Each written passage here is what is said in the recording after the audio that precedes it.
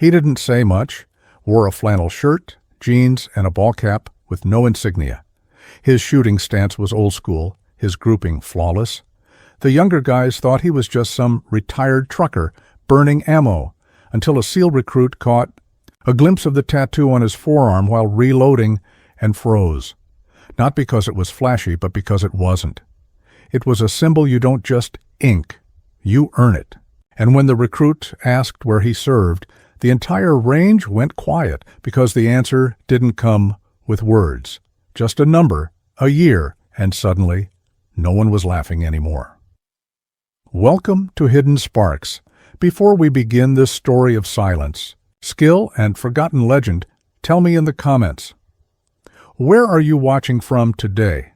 And if you believe stories like this need to be remembered, hit that subscribe button and help us make sure they are.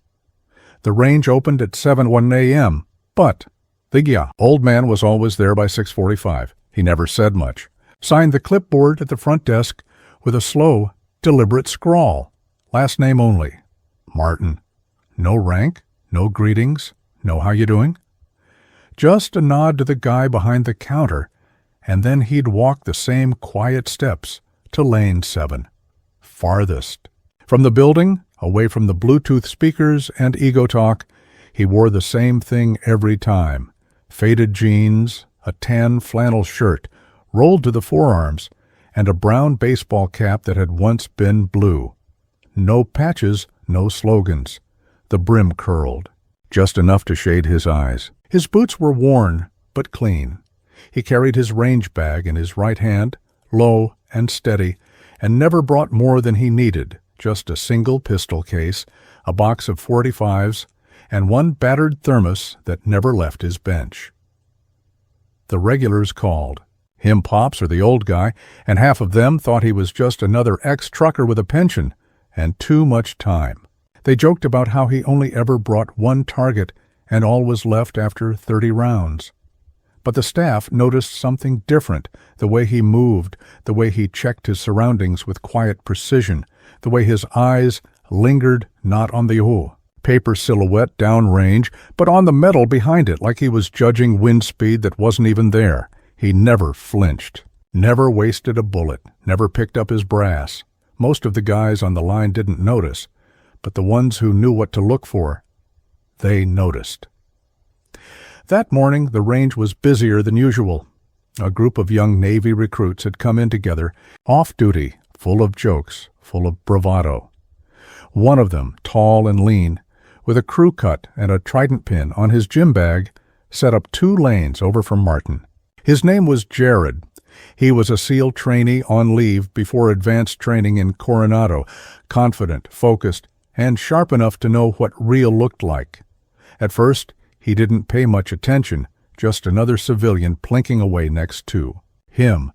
But then he heard it, the rhythm, not the volume, not the recoil, the pattern. 3 shots, reset, 2 shots, reset, all tight, all deliberate, no wasted motion. Jared glanced sideways. The old man's grip was textbook, his stance pure. He wasn't reacting to the gun. He was controlling it. That's when Jared leaned a little and caught a glimpse of the man's forearm as he reloaded. It was faint, sun-faded, but unmistakable. A tattoo, not a flag, not an anchor, not a skull, just a number, 2 digits, and an insignia that Jared recognized immediately. He stiffened slightly, blinked, looked again. That wasn't an ink from a shop. It was from a time when tattoos were earned, not designed. He waited a minute, watched the grouping on Martin's target get tighter with each volley. Then, curiosity outweighing caution, he took a step sideways and spoke. "Excuse me, sir, that ink on your arm, that's first recon, isn't it?" The old man didn't turn, didn't smile, just emptied his mag with one final perfect shot, set the pistol down slowly, and finally looked Jared in the eye. His answer came without a smile. Once, just once, that was it. But Jared knew what it meant. Jared stood still for a moment after the old man spoke. Once. It wasn't a dismissal. It was something heavier, like a door cracked open just wide enough to say, "Don't push it." So, Jared didn't. Not yet. He simply nodded, stepped back to his lane, and resumed shooting, but not with the same rhythm. Not with the same ease. His eyes kept drifting left, watching. Martin took his time. He wasn't fast. He wasn't flashy. He was precise, measured. Every movement had the weight of memory behind it. When he reloaded, it wasn't with rush or flair, just calm efficiency. Mag in, slide check, fire. His grouping was tight, always was, and after each shot he'd pause, as if replaying the moment before it happened again. Jared's friends didn't notice. They were laughing, comparing groupings, making bets. One of them, a younger guy named Petty, leaned over and chuckled. "Hey, that old guy is still doing okay, huh?" Jared didn't answer. He just kept watching, kept thinking, because he'd seen that kind of shooting before, but only from instructors. The kind that didn't need to shout to command attention, the kind you shut up for. 15 minutes later, Martin finished his box of 45, 30 rounds, not one miss outside the inner circle. He set the pistol down, pulled a faded rag from his bag, and began cleaning it right there, without hurry. Jared hesitated, then stepped over once more. "Sir," he said quietly, "if you don't mind me asking, when did you serve?" Martin didn't answer at first. He set the rag down, locked the slide open, and looked at Jared, not irritated, not guarded, just calm. 66 to 74, Recon, Southeast Asia. Jared swallowed. That lined up exactly with what he thought. And the ink, that wasn't. A tattoo you got for the bars. That was Marine 1st Recon, forward unit. Deep Ops. Black radio silence. The kind of deployments where names didn't go home, where files went missing on purpose. "You were in Laos?" Jared asked. Martin gave a half nod. "Among other places." That's when the volume of the other lanes began to fade. Not literally, but in feel, like the rest of the range had shrunk into a quiet corridor around Lane 7. Even the joking behind them softened. A few of the younger guys had picked up on Jared's body language. One or two started watching from a distance. "Did you ever train with the SEALs?" Jared asked. Martin allowed himself the faintest smile. "We all did a little of everything back then. You swam, you survived. Or you didn't." Jared couldn't help but grin. "Sir, my CO told us about an op in 71 DP. Jungle recovery. The guy who led the exfil was wounded but carried 2 men out under fire. They said it was classified for years." Martin didn't blink. A lot of things were classified for years. And just like that, the door closed again. Not harshly, just enough to remind Jared that some stories weren't told. They were carried, like rounds that hadn't been fired, like names that weren't written on medals. Martin stood, stretched his back, and zipped his range bag. Jared stepped aside instinctively. Few of the other shooters looked over, curious now, quiet now. Something about the way the young SEAL moved told them the man leaving wasn't just anyone. As Martin turned to go, Jared did something rare. He snapped to attention. No joke, no sarcasm, just respect. Martin stopped mid-step, looked, back. Jared spoke clearly. "Sir, thank you for your service. Truly." Martin studied him for a moment, then walked back over slowly and placed something into Jared's hand. A coin, heavy, real. It bore the 1st Recon insignia on one side and a single word on the other. "Still here." Then he leaned in, voice low. "You'll know when it's yours. Time to go quiet. Until then, earn it." And then he walked away. No salute, no handshake, just a man disappearing into the morning sun, leaving behind a silence louder than any story he could have told. Martin was gone before most of them even noticed. No goodbye, no nod.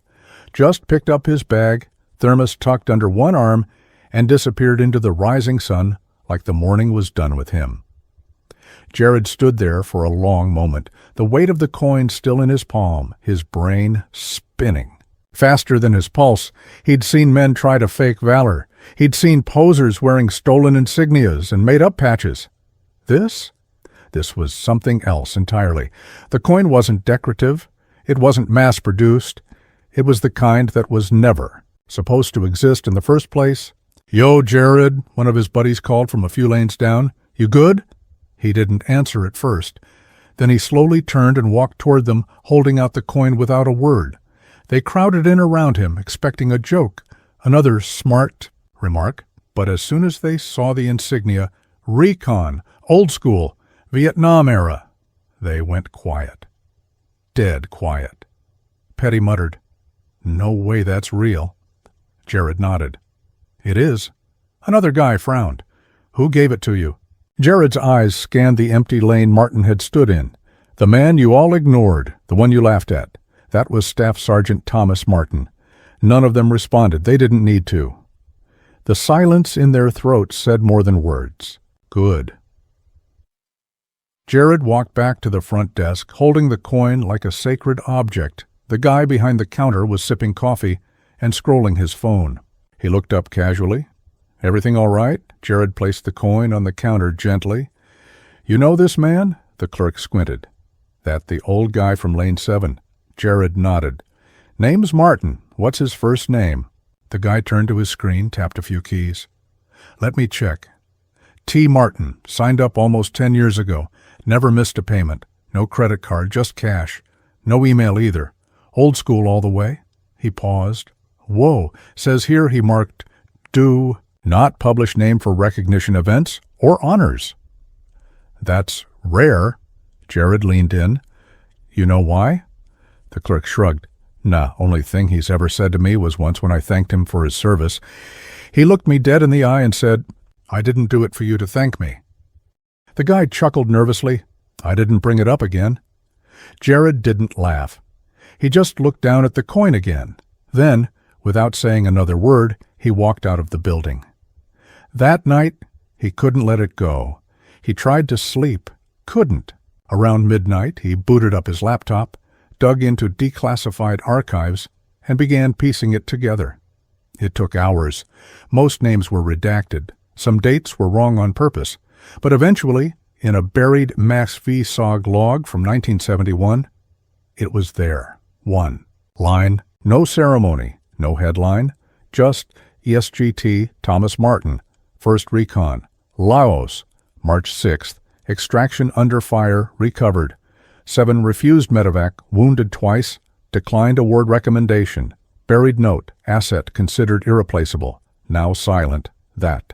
Word hit Jared like a punch, silent. That was the mission back then. You did the job. You didn't talk. You didn't write books. You didn't tweet about your trauma. You carried it quietly, forever. And Martin had all the way to that plastic bench at the range, all the way to that last box of 45 ACP, all the way through decades of being just another old man in a flannel shirt. But now Jared knew, and so did the rest of them.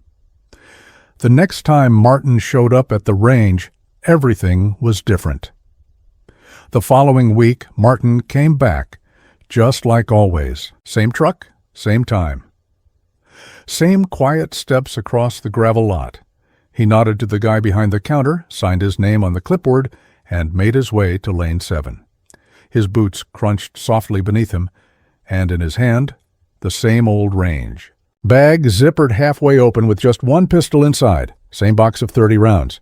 Same battered thermos tucked between his elbow. But this time, the air felt different. Jared was already there, early. Not just him, either. 3 of the guys from his team had arrived before sunrise and were waiting near the back bench. They didn't say a word when Martin walked by, didn't interrupt him.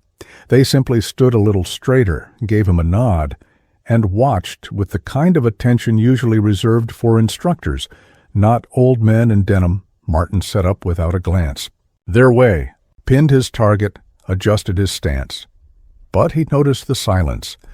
Not the absence of gunfire. There was still plenty. But the shift in tone. Less chatter, less swagger. A little more respect in the way lanes were cleared. A little more patience in the way mags were loaded.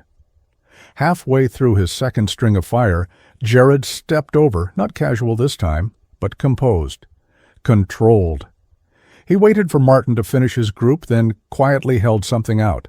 It was a fresh ammo box, sealed. .45 caliber. Martin looked at it. Then at Jared. No smile, just a question in his eyes. Jared simply said, "I figured 30 wasn't enough today." For the first time, Martin gave a nod that lasted more than half a second. He accepted the box, reloaded calmly, and continued firing. Not a word. Just the soft, unmistakable rhythm of someone who knew exactly what he was doing. Later, after the brass had settled and the smell of gunpowder had thinned from the air, Martin sat on the edge of the wooden bench, sipping from his thermos. One by one, the younger men passed him, not as a crowd, not in a line, but quietly, individually. A nod, a handshake, a simple "sir." Nothing rehearsed, nothing forced. Petty, the kid who had joked a week earlier, lingered a little longer than the others. He cleared his throat. "We looked you up. Some of us, I mean. You saved a lot of people." Martin wiped the rim of his thermos with his sleeve. "They saved each other," he said. Petty opened his mouth to respond, then thought better of it. He just nodded and walked away. The last to remain was Jared. He sat beside Martin on the bench, both men staring downrange at nothing in particular. They didn't speak for a while. Finally, Jared asked, "You ever think about teaching?" Martin exhaled softly. "I spent 30 years trying to forget everything I teach. But some of us need to remember it." Martin didn't respond right away. He took another sip. The sky had turned a deeper blue, the sunlight catching faint dust in the air. Finally, he turned slightly and said, "You don't teach this. You absorb it, quietly, over time." Jared nodded. "That's why I'm still listening." Martin looked at him longer this time, then stood up. "Then don't talk so much." They both chuckled quietly. Before leaving, Martin left the fresh ammo box untouched on the bench. A small gesture, but it said everything. That afternoon, the range staff made a small change. A brass plate, no larger than a business card, was screwed into the wood above Lane 7. It didn't say hero. It didn't say legend. It didn't even say recon.